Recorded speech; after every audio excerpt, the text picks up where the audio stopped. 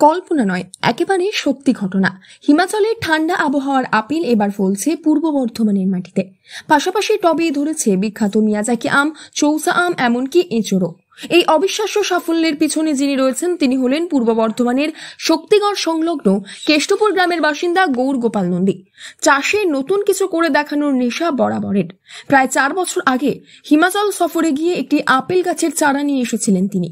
সবাই তখন বলেছিল এই গরম এলাকায় আপেল গাছ বাঁচবে না, ফল তো দূরের কথা। কিন্তু গৌর গোপাল থামেননি, বাড়ির টবেই সেই চারাটি রোপণ করেন। গত বছর 2-4টি আপেল ফললেও এবার উদ্যান বিশেষজ্ঞদের পরামর্শে মাটিতে লাগানোর পর সেই গাছে এসেছে একাধিক গুটি। এক কথায় তাক লাগানো সাফল্য। এই বিষয়ে গৌর গোপাল নন্দী বলেন,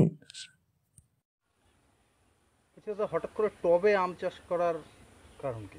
টবে আম চাষ করার মানে এটা এক্সপেরিমেন্ট, জাস্ট দেখছি যে হবে কি হবে না। যদি ঠিকঠাক হয়, টবে যদি ঠিকঠাক করতে পারি, তখন এরপরেও আমি বাগান করব, বড় জায়গায় করব। আচ্ছা, আমি তো দেখলাম আপনার বাড়িতে আপেলও ফলেছে। হ্যাঁ, আপেল ফলেছে। আমি ওটা হিমাচল প্রদেশের ভুন্তার থেকে নিয়ে এসেছিলাম একটি গাছ। গাছটা অনেক চেষ্টার পর আপেল ধরেছে। তো গাছটা হলো বছর 4। এর আগে ফল হয়েছে? এর আগে একবার 1টা না 2টো আপেল হয়েছিল। এবছর ফলন কেমন? এর ফলন ভালোই ফলন এসছে বা এখনও আসছে।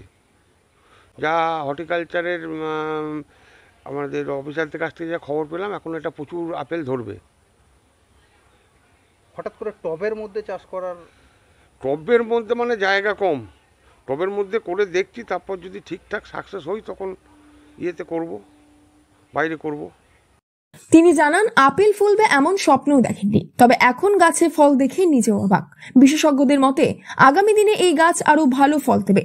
সার কম লাগে, তবে নিয়মিত ওষুধ প্রয়োগ করা দরকার। শুধু আপেলেই থেমে নেই এই কৃষকের কাহিনী। তার টবেই ধরেছে দামি মিয়াজাকি আম, চৌসা আম, কাঁঠালের গাছে ধরেছে এঁচোড়। পাশাপাশি 3.5 কাঠা জমিতে ভুট্টা চাষ করেও পেয়েছেন দারুণ সাফল্য। গৌর গোপাল নন্দী প্রমাণ করে দিয়েছেন অদম্য ধৈর্য আর সঠিক পদ্ধতি থাকলে অসম্ভবকেও সম্ভব করা যায়।